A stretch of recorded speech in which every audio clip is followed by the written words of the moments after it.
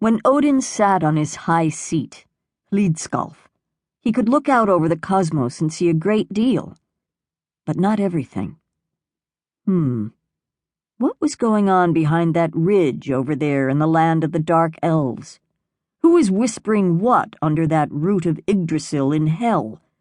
His throat was parched with the yearning for knowledge, so he relied on the two ravens that perched on his shoulders. Hugin, thought, and Munin, memory.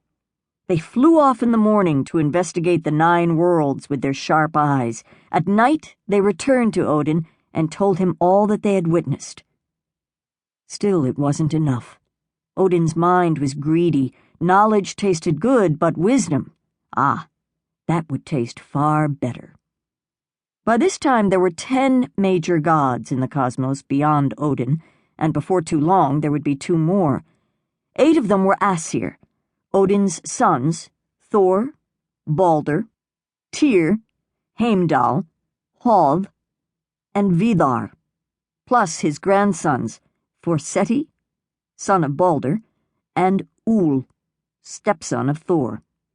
The other 2 major gods lived among the Aesir, but they had come originally from the Vanir, Njord and Frey. Each day, Odin and these 10 gods rode their horses over Bifrost, the flaming bridge, to that root of the spreading ash tree Yggdrasil that extended to heaven. Beneath that root was the sacred well, Utharbrunn, where the spring of destiny bubbled up. The gods held their assemblies right there. They made decisions that upheld righteousness and justice, and that protected humans against giants and dwarfs and dark elves.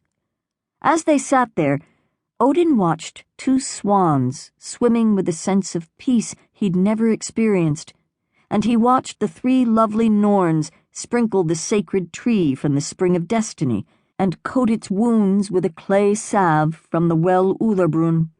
In this watery ritual, he recognized something mystical, beyond reason, something that renewed the everlasting tree's strength, something that gave those swans equanimity. Water did it. Water had that unnamed something that could elevate one to an ever greater strength. That's when Odin took a closer look at the giant Mimir.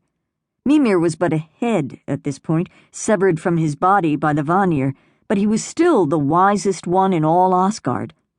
Under another root of Yggdrasil, the one that stretched into the frost giant's world, Jotunheim, was a well that Mimir guarded, and so it was called Mimisbrunn. Mimir drank from this well each day. Aha!